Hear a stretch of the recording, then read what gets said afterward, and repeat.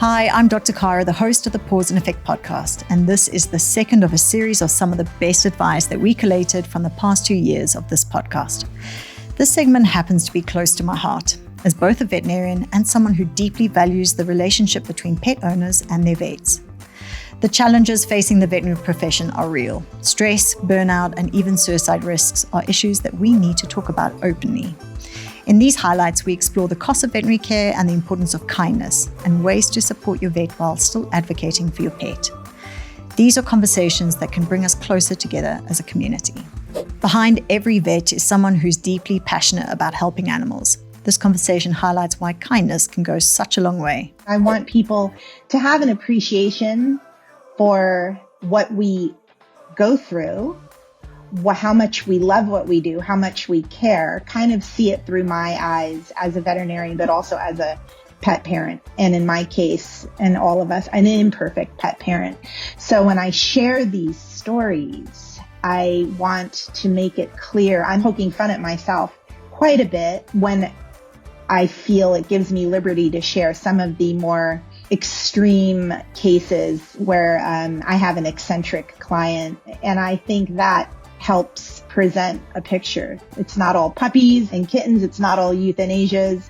It's not all medicine. Sometimes it's just crazy. One of the important things to me, the goal when I taught some pet first aid courses, was to try to impress upon people to know what's normal so they can recognize abnormal, that they call their veterinarians err on the side of caution, because a problem picked up and treated early can be cheaper and easier to fix than waiting 3 days and being that Monday morning vet who sees the cardiac emergency that started Friday and they wait until Monday and now we've got a full-blown emergency. As a veterinarian, I wanted people to understand, because people are always like, vets are just in it for the money. And so I wanted them to see that if I was in a career just for the money, I think I would be in a different career. We care.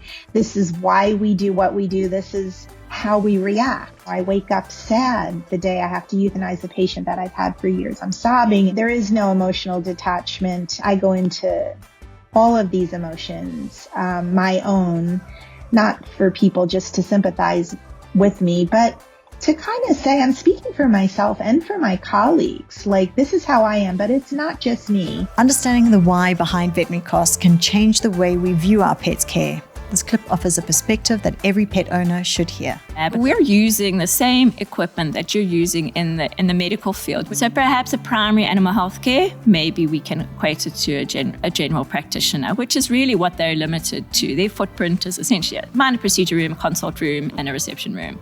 Whereas most veterinary practice, you probably would be more correct in equating it to a hospital. They're all paying those bills separately. They're not going to the one facility, their GP, paying for their lab fees, paying for their x-ray fees. And if they were, I can very strongly guarantee you that their fee is not going to be what they're paying at the veterinary clinic. Most of the fees people get associated with their own medical care, most of it is covered by their medical aid. There's not even the transparency in knowing what the true cost of that care is. They don't even see the ultimate bill. What they're faced with is the co-payment. Absolutely. And then suddenly they've only paid 5,000 Rand to have their kid admitted to hospital for 2 days. And meanwhile, that is the perceived cost. And you're thinking, meanwhile, what the medical aid has just covered is significantly higher, but they don't perceive it like that. And had these clients had their patients insured, they wouldn't necessarily be faced with those same costs. It doesn't go straight to insurance. So yes, there is the transparency versus in the medical industry there isn't. And perhaps there probably should be. I think historically, the standard of care in the veterinary industry was not what it is today. A large number of clients grow in a household where the dog is the pet and is a beloved pet. But when he is ill, it's clearly his time. If that is the model that you want to follow, then fine. You can manage and discuss your budget with the vet. But if you're wanting the vet to be able to diagnose and treat and manage your patient's condition, then unfortunately there are more diagnostic tests and there is more management that needs to go into it. If you're going to follow the same mindset of, yes, it's an animal, you're only going to do so much, then that is the choice you need to make. Then when your animal is ill, we will have to put it to sleep like it would have been done 20 or 30 or 40 years ago. And that is not on us. This clip really opened my eyes to the challenges vets face every day and why it's so important for pet owners to show them some support. Can I please take some time off? And everyone's like, no, you can't take time off. And so there's no one to tap out to. It's a global crisis that there are not enough vets. The reasons behind that are quite multifactorial, but COVID was a big one. For some reason, the whole world decided they would get pets, but there wasn't a turnover of number of vets graduating. For South Africa specifically, we're hemorrhaging vets. And we've done a glorious job by not having us on the critical skills list. We've got these amazing countries that are all fishing in our South African pond. So now you've got remaining vets that have already been struggling as it is with the realities of our profession, having to step back into clinical roles because they don't have staff to fill the shifts. And then you've got vets who are like, okay, I finally do want to talk about mental health. All us vets want is for our pet owners to trust us, because I think that is this inherent distrust in vets, that we're in it for the money, that we don't have the pet's best interest at heart. And that couldn't be further from the truth. We understand that times are tough, and we just want our pet owners to give us the opportunity to lay out all the options, trust that we really have thought of everything, and to then allow us together with the considerations, that is your family and maybe your financial situation, take it from there and plan the next step, and that we've got your pets back and we've got your back. This next part explores a side of veterinary medicine we don't talk about enough: the emotional toll that it can take on those who dedicate their lives to helping animals. So we all suffer from the same condition of being human. So we all mess up, we all make mistakes. I think the thing is, in the veterinary profession and practice, there's this severe pressure that you're not allowed to. I'm not allowed to not get this right. I'm not allowed to not know what's going on. The pressure on a vet is, if I don't get this right, this patient might not live. And so the outcome is different for them. And I think that we are having to try and normalize making mistakes within a certain degree in an area, particularly with our younger vets. They need to know that they are learning as they grow. One of the biggest misconceptions about vet costs is that they're arbitrary. This next conversation breaks down why vet care costs what it does and why it's worth every penny. Veterinary care is considered pretty heavy going by a lot of people. I don't know about you within your career, but I know from personal experience, there is often an expectation that we are in a position to do it for free because we care about pets. Unfortunately, most of us work for private practices running a business. Can you give your opinion on veterinary care and explain perhaps why owners have to manage their expectations with regards to costs associated with treatment? Everything comes with a price attached to it, unfortunately, in the modern world, including veterinary care, including good veterinary care. If you compare your pet to your family member, when you get sick and you get into hospital, there are costs. Private hospital, there are costs attached to it. We do love animals, and we do perform with passion and compassion towards our patients, obviously. But there are bills that we have to pay. Running a practice is a big undertaking. There are staff members that you have to pay at the end of the day. There are suppliers, taxes, there's equipment that you have to pay off. There's veterinary council fees. There is municipality bills. Unfortunately, everything comes with its own cost. And if you compare the human hospitals and veterinary hospitals, we get sometimes the same suppliers for medical equipment and inventory, and it costs the same, not less, or sometimes it's even more if it is a patented animal product. Our vets are here for us in our pets' hardest moments.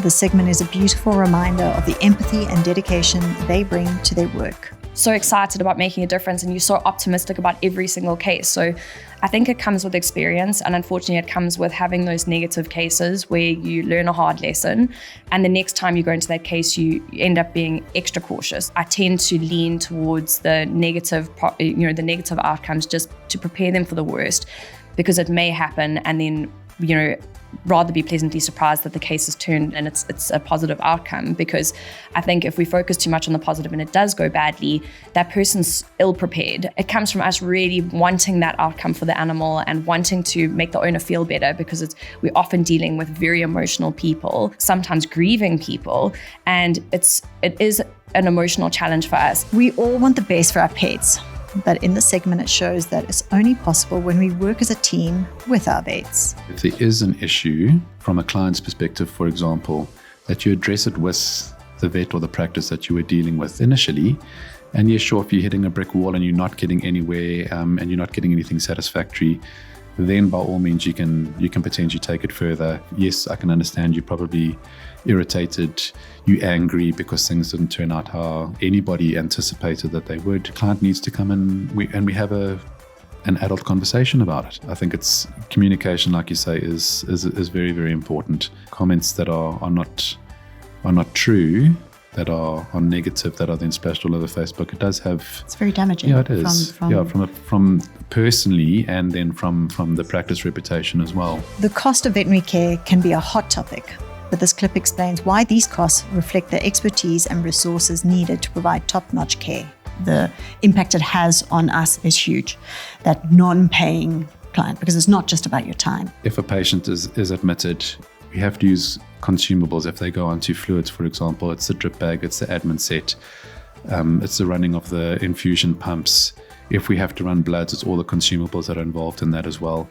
So that sort of thing, yeah, that's why we do ask for deposits, that we are able to at least cover the costs for that, because at the end of the month, we still have to pay all of our suppliers, etc., etc. We've got to pay the salaries, all the utility bills. So with the money not coming in, that restricts like the cash flow, and that can often be very, very difficult as well with running a practice, because there is such a narrow profit margin that we're working with. This next part addresses a tough but important topic: the mental health challenges within the veterinary profession and how we can all help ease that burden. If you just can't deal with the profession anymore, any advice for what else you can do? I just think it's important, even as us as a profession, we need to check up on each other. Be kind to your vet, because yes, we may look all happy and together when you come in for your consultation, but you don't know that we've just had 2-3 euthanasias that we've had to do, would have been incredibly emotional, and then we have to put on a happy face to come and vaccinate a little puppy. So puppy loves are amazing. They do make the job so much nicer. But yeah, I mean, so that can be the emotional swings that we have to then deal with, of severe sadness to then ecstatic happiness because you're now dealing with a puppy. So yeah, it's an emotional roller coaster ultimately. If you've enjoyed these highlights, I'd love for you to subscribe to the Pause and Effect podcast. Your support is so important to be able to continue these great conversations. Share the series with someone who might benefit from it, and let's keep working together to create a community that values the well-being of our pets and each other. Thank you for listening and for being part of this journey with me.